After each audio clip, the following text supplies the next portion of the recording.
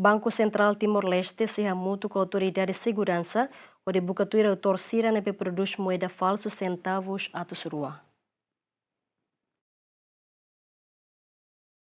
Relaciona ho moeda falso centavos atus rua nebe ikus-ikusne circula iharailaran mag Gobernador Banco Central Timor-Leste Helder Lopes ateten BCTL se serviço mutu com a Autoridade de Segurança Liliu Pesik ho dibucatuir autor sira nebe produz moeda falso ho di processo tuir lei nebe vigora iharailaran. Helder Lopes atau questão neba media sira foi no encontro o Presidente da República José Ramos Horta e a Palácio Presidencial onde apresenta a situação economia no financeira Timor-Lestenian. Foi ainda dá o que está bom sira cala acompanha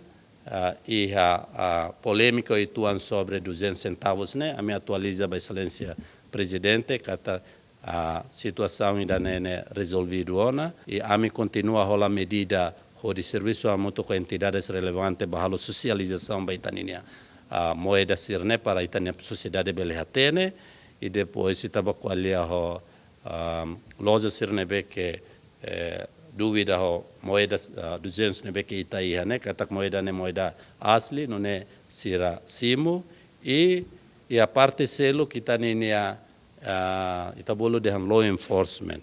a instituição relevante sira nebe que a área investigação continua a lo sirne serviço onde investiga bator sira nebe que tenta atu falsifica moeda e harailaran. Banco Central Timor-Leste mos dadang ne continua a socialização da comunidade sira onde belehatene no conhece moeda centavos atus rua nebe mak original no falso. Agustin da Costa, GMN.